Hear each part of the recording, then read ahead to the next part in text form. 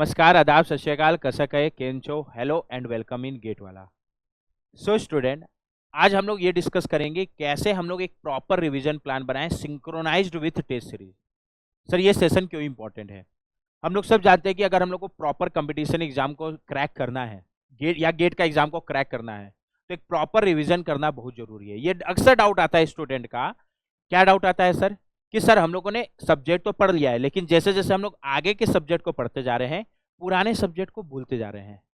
उसका एक ही आंसर होता है, प्रॉपर रिवीजन करो। लेकिन फिर अगला सवाल ये आता है, सर रिवीजन कैसे करें या रिवीजन का प्लान कैसे बनाएं? रिवीजन का प्लान बनाने में सबसे ज्यादा स्टूडेंट्स को दिक्कत आता है। Clear point? और बिना प्लान बनाए एक प्रॉपर रिवीजन हो भी नहीं सकता। तो उसी के लिए ये सेशन इंपॉर्टेंट है। आपको रिवीजन का प्लान के लिए कोई अलग से जगह या इधर उधर भटकने की जरूरत नहीं है। सिंपल जो आपका टेस्ट सीरीज है ना, कोई भी टेस्ट सीरीज हो वो इसी तरीके से प्रिपेयर किया जाता है, उसका स्ट्रक्चर इसी तरीके से तैयारी किया जाता है कि उस टेस्ट सीरीज के थ्रू आप प्रॉपर रिवीजन कर सको। तो आपके रिवीजन का प्लान टेस्ट सीरीज देगा, और टेस्ट सीरीज का यूज करते हुए आप कैसे प्रॉपर रिवीजन कर सकते हो, आज के सेशन का ऑब्जेक्टिव यही है। मैं और कोई दूसरा बात नहीं करने वाला हूं। आज मैं सिंपली यही बात करूंगा कि टेस्ट सीरीज के थ्रू कैसे प्रॉपर रिवीजन कर सकते हो। मतलब आज हम लोग का फोकस होगा रिवीजन में, टेस्ट सीरीज नहीं, रिवीजन में बाय यूजिंग टेस्ट सीरीज। ठीक है, ये हो गया। सर रिवीजन क्यों इंपॉर्टेंट है? ये सिंपल इस एक एग्जांपल से भी तुम लोग रिलेट कर सकते हो। ये प्लेयर है या कोई भी एक क्रिकेटर है, वो मैदान में जब रियल में क्रिकेट खेलने जा रहा है उससे पहले बहुत ज्यादा प्रैक्टिस करता है। जो भी ये शॉट्स लग रहे हैं, चाहे वो पुल शॉट हो, कवर ड्राइव हो, स्ट्रेट ड्राइव हो, उसके लिए बहुत ज्यादा प्रैक्टिस लगता है। क्योंकि उसको पता है कि अगर हम लोग अलग से नेट प्रैक्टिस नहीं करेंगे तो जब हम लोग का रियल टेस्ट का टाइम आएगा या रियल हम लोग को जब क्रिकेट खेलने जाना होगा, तो हो सकता है हम लोग उस शॉट्स को उतने प्रॉपर तरीके से ना लगा पाए। सेम चीज तुम लोग के साथ भी वैलिड है कि अगर तुम लोग प्रॉपर रिवीजन करोगे, नहीं करोगे, तो हो सकता है गेट के एग्जाम के दिन हम लोग उतना अच्छे से परफॉर्म ना कर पाए। तो मेन एग्जाम के दिन अच्छे से परफॉर्म करने के लिए प्रॉपर रिवीजन, प्रॉपर प्रैक्टिस करना सबसे ज्यादा जरूरी है।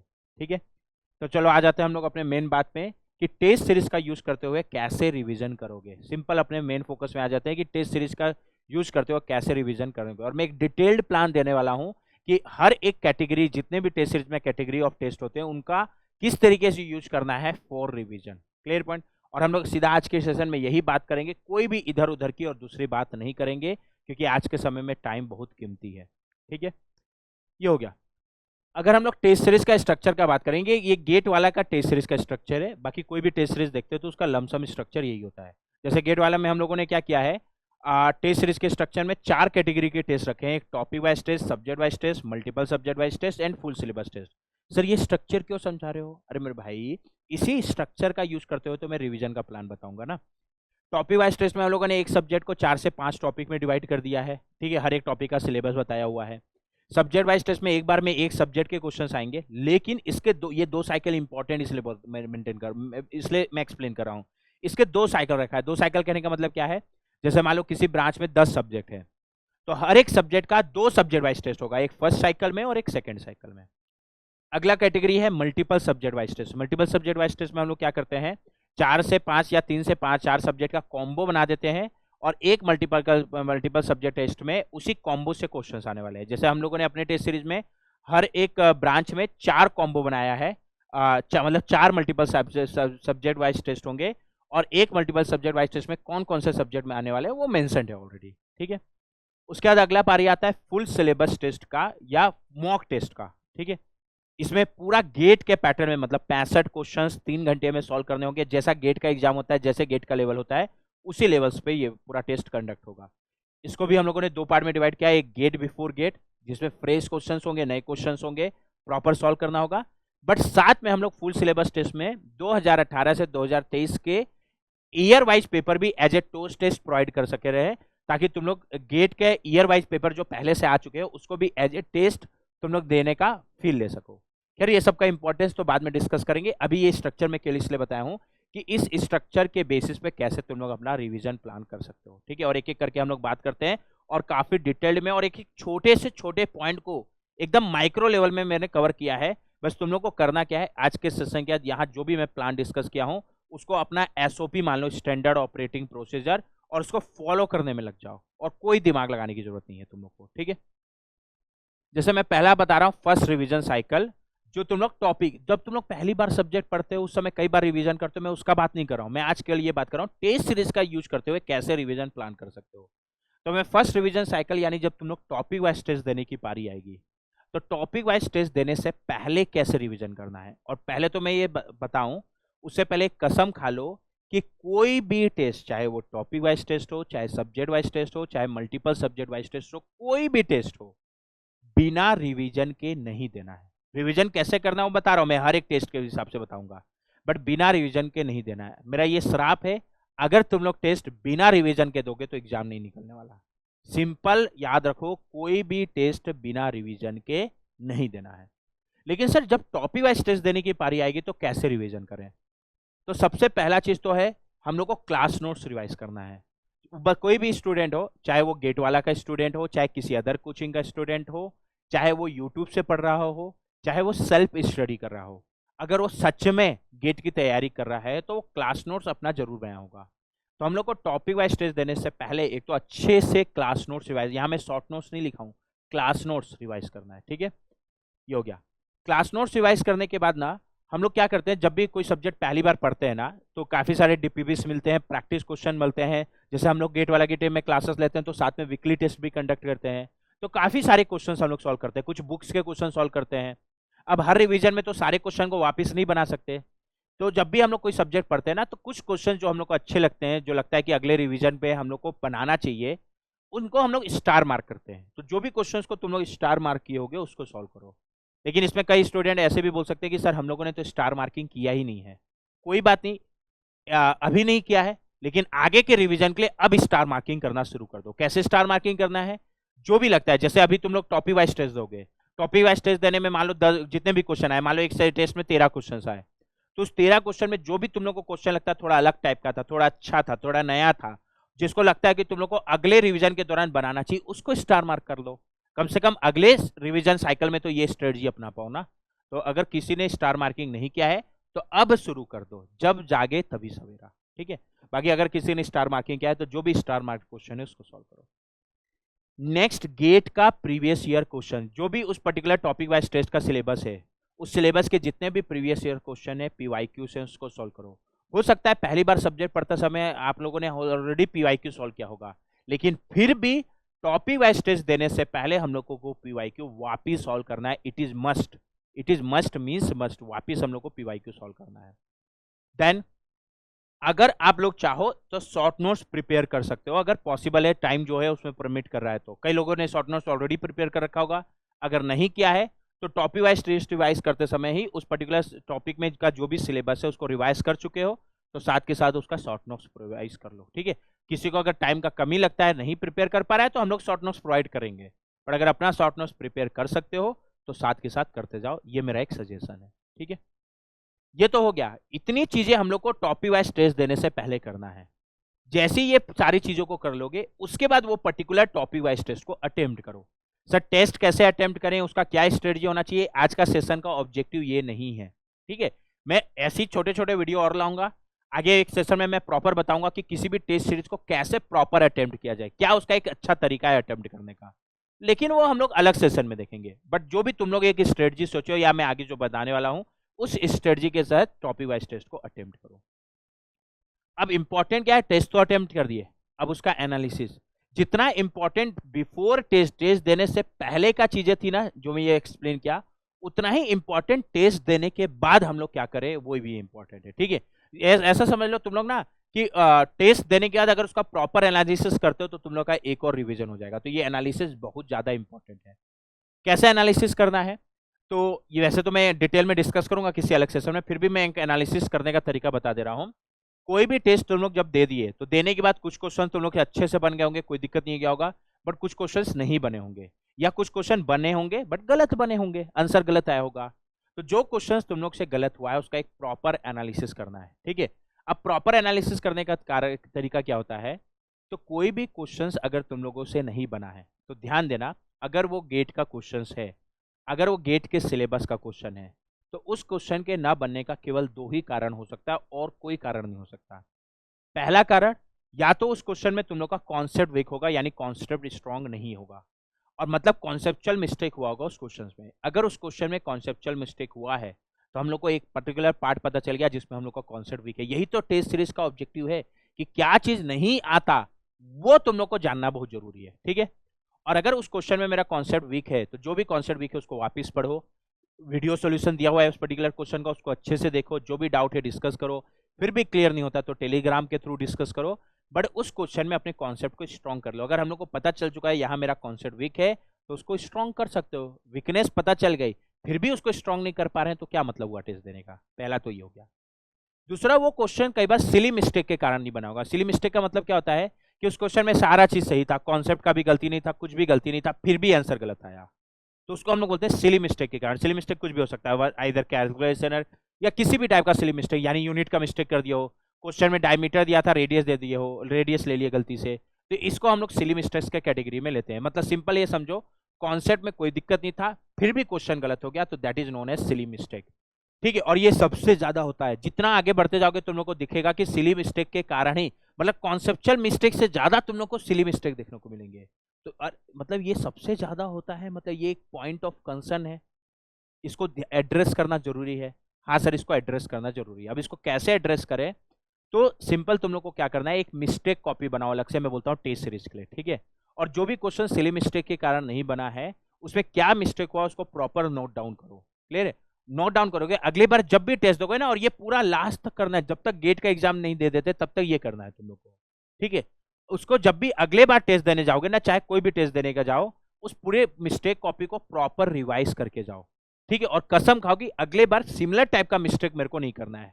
उसका फायदा क्या होगा ना, जैसे तुम लोग अगला टेस्ट दोगे ना, सिमिलर टाइप का क्वेश्चन आएगा तो अपने आप दिमाग में क्लिक करेगा कि यहाँ डायमीटर दिया है कि रेडियस, ध्यान से देखना है, ठीक है। यहाँ इस टाइप के क्वेश्चन में मेरे से कैलकुलेशन एरर होता है तो गिवन डेटा लिखना है, ठीक है। ये भी करना है, मिस्टेक कॉपी मेंटेन कर रहे तो क्या मिस्टेक हुआ है उसको रेक्टिफाई करने के लिए हम लोगों को क्या करना चाहिए, और अपने लैंग्वेज में लिखो, हिंदी इंग्लिश उससे कोई फर्क नहीं पड़ेगा, ठीक है। जैसे जहां पर ज्यादा डेटा से तो वहां गिवन डेटा लिखो, तभी तो कैलकुलेशन मिस्टेक सिली मिस्टेक्स कम होंगे। तो एक प्रॉपर मिस्टेक कॉपी तुम लोग को पहले टॉपिक वाइज टेस्ट के एनालिसिस के साथ ही स्टार्ट कर देना और उसको लास्ट तक कंटिन्यू करना है, ठीक है। ये हो गया।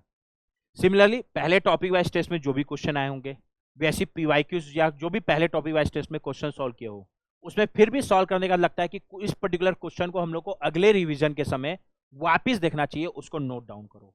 तो जो भी क्वेश्चंस पहले टॉपिक वाइज रिवीजन साइकिल के दौरान तुम लोग सॉल्व किए हो, उसमें जो भी क्वेश्चन लगता है कि नेक्स्ट रिवीजन में वापस बनाना चाहिए, वो क्वेश्चन को देख के अपने आप फीलिंग आ जाता है, तो उसको स्टार मार्क करो फॉर नेक्स्ट रिवीजन।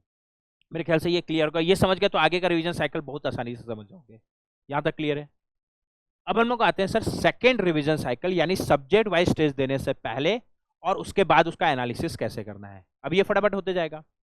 पहला चीज तो अगेन क्लास नोट, यहां भी मैंने शॉर्ट नोट्स नहीं लिया है। जब भी किसी सब्जेक्ट को रिवाइज करो उस समय भी क्लास नोट, जाहिर सी बात है ना, क्लास नोट और सारा शॉर्ट नोट्स, उसमें ज्यादा डिटेल में किस में लिखे हो, क्लास नोट्स में। और अभी ये तो एक ही सब्जेक्ट पढ़ रहे हो तो प्रॉपर अच्छे तरीके से क्लास नोट्स को रिवाइज करो, ठीक है।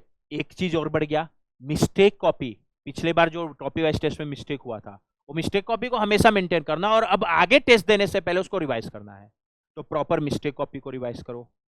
उसके बाद जो भी पहले टॉपिक वाइज टेस्ट में इस क्वेश्चंस को रिवाइज स्टार मार्क किए हो उसको अभी सेकंड रिवीजन साइकिल में वापस सॉल्व करो, ठीक है, एकदम सेम। उसके बाद सब्जेक्ट वाइज टेस्ट को अटेम्प्ट करो, उसका स्ट्रेटजी मैं बताऊंगा टेस्ट देने का, अभी अपने स्ट्रेटजी के हिसाब से अटेम्प्ट करो। अटेम्प्ट करने के बाद बाकी सारा चीज अब सेम है, बस यहाँ ये मिस्टेक कॉपी वाला पार्ट आया है कि उसको रिवाइज करो। बाकी टेस्ट देने के बाद की चीजें सेम है और ये लास्ट तक सेम रहेगी जब भी रिवीजन पॉइंट ऑफ व्यू से एनालिसिस करो। कैसे? वही, जो भी क्वेश्चन नहीं बनाया उसको प्रॉपर रिवाइज करो, एनालिसिस करो। अगर उस कॉन्सेप्ट क्या नहीं बनाया तो वापस पढ़ो, वीडियो देखो, फैकल्टी से डिस्कस करो, बट उस कॉन्सेप्ट को स्ट्रॉन्ग करो, ठीक है।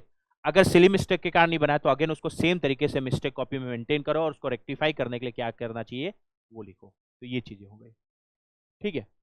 अब आते हैं हम लोग थर्ड रिवीजन साइकिल में, जो तुम लोग को मल्टीपल सब्जेक्ट वाइज टेस्ट देने से पहले करना है या जिस चीज को फॉलो करना है, ठीक है। अब देखना कितना क्रिस्टल क्लियर होता जाएगा।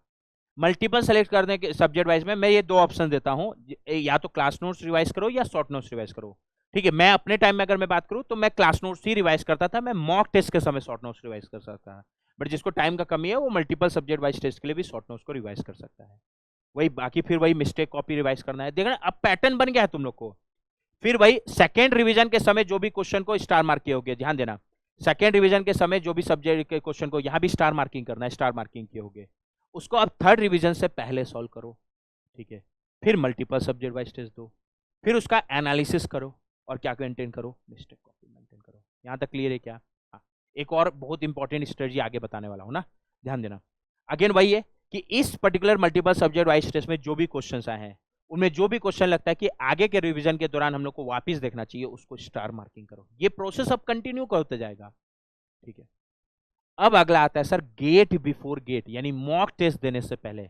सिमिलरली गेट पीवाईक्यू टेस्ट, उसको भी मैं मॉक टेस्ट के ही कैटेगरी में रख रहा हूं। उसको देने से पहले किस तरीके से रिवाइज करें, ध्यान देना।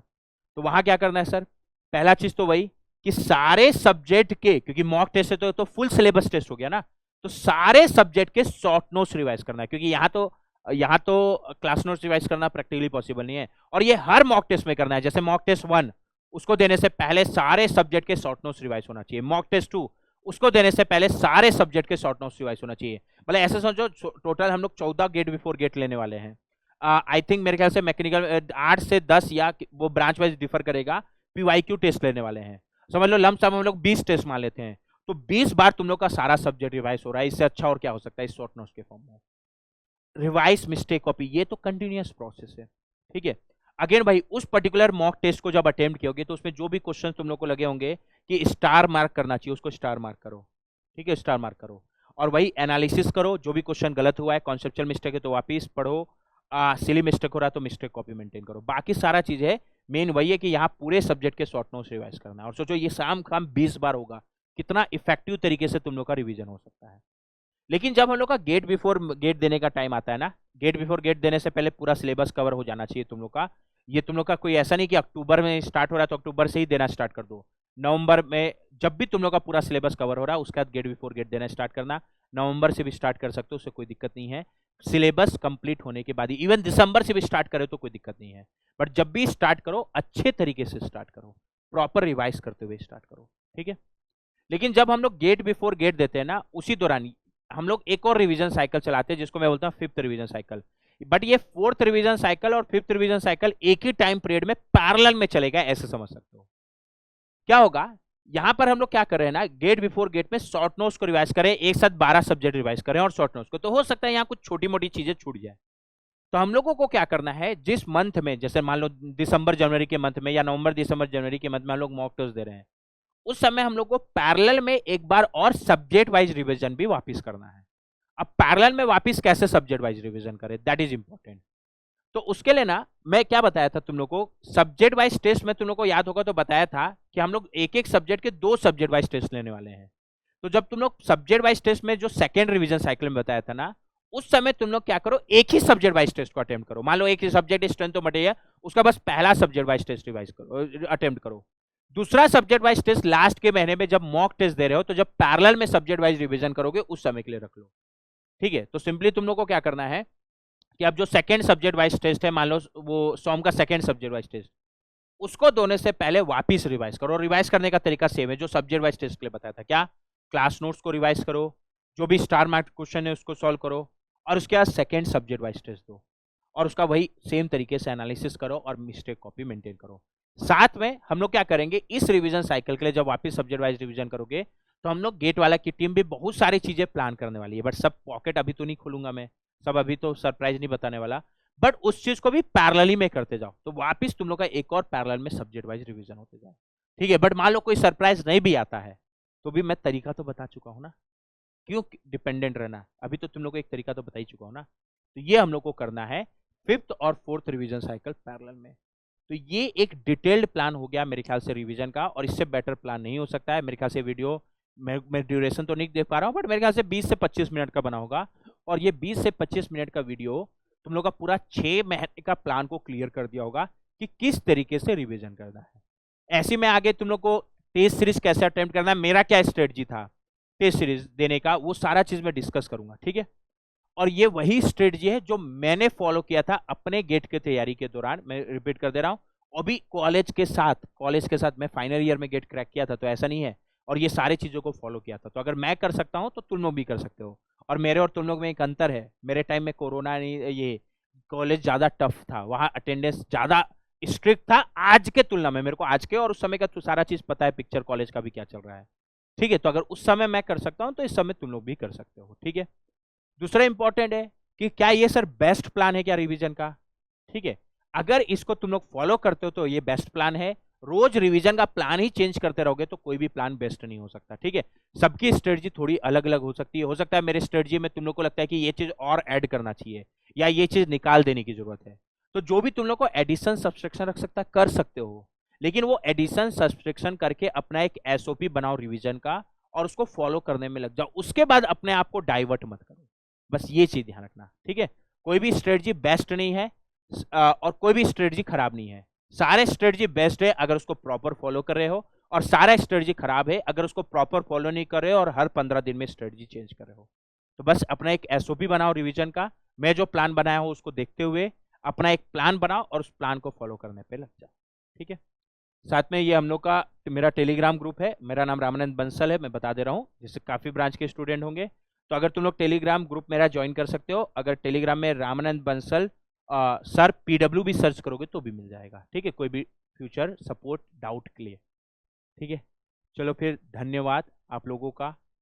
प्रॉपर इस रिवीजन स्ट्रेटजी को सीख लेते हुए और जो भी उसमें एडिशन सब्सट्रैक्शन करना है वो करते हुए अपना एक एसओपी बनाओ रिवीजन का जो आप टेस्ट सीरीज के साथ करने वाले हो, और बस उसको एकदम सेल्फ मोटिवेटेड होके डेडिकेटेड होके फॉलो करने में लग जा। चलो फिर धन्यवाद।